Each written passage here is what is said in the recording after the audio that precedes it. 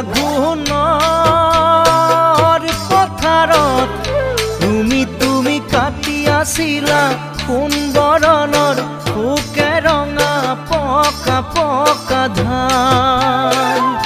ঐ ধাননিৰ লগতে তুমি তোমাৰ জিলিকিছিল তেজে ৰঙা গুলপীয়া গাল।